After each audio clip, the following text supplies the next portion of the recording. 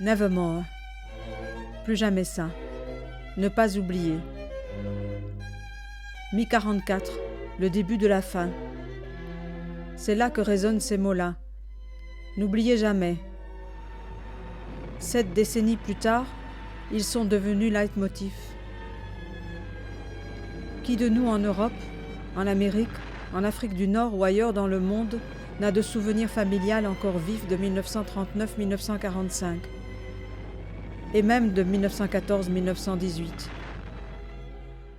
Il faut dire que la délation avait pris en France des proportions considérables. C'est peut-être le pays d'Europe où la délation c'est le plus développé. C'est un phénomène d'ailleurs sur lequel on n'a pas encore fait des analyses très approfondies. Pourquoi en France la délation s'est développée comme ça? Est-ce que le vichisme a été sûrement un des prétextes? Mais il n'y avait pas que ça.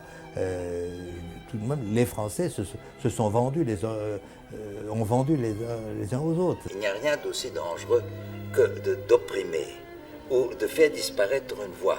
Parce que si j'ai eu une expérience dans ma vie, c'est qu'une des plus grandes faiblesses des dictatures, c'est justement d'imposer le silence à leur ennemi et surtout de faire disparaître, d'escamoter les problèmes. D'abord, il y avait entre 600 et 700 camps de concentration en Allemagne. Bon, c'est-à-dire qu'il y a des camps centraux que tous les Européens connaissent, Buchenwald, Auschwitz, Birkenau, etc. Et puis des camps de dimension plus ou moins grande qui dépendaient de chacun des camps centraux. Bon, c'est des camps annexes, mais enfin, si je prends l'univers dans lequel j'ai vécu, c'est un camp qui est dans le Harz, qui avait entre 5000 et 6000 ouvriers qui creusaient une usine souterraine pour, disons, que tout ce qui était armes secrètes allemandes. Par le plus grand des hasards, oui, j'ai eu la chance de rencontrer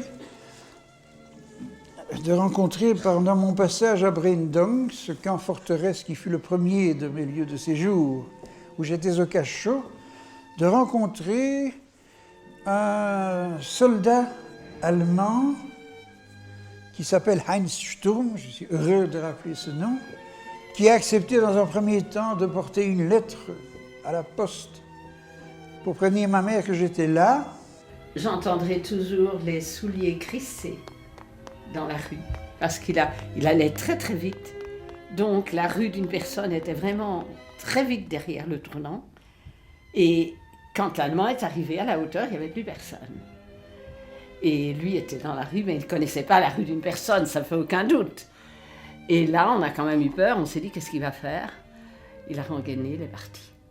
Et à 6 heures du matin, levé, la planche était rabattue contre le mur de la cellule avec un crochet qui empêchait de la rabattre jusqu'à 20 heures, où le soir, couvre-feu, on rabattait la planche, le lit, le sommier, le matelas et tout ça, la planche.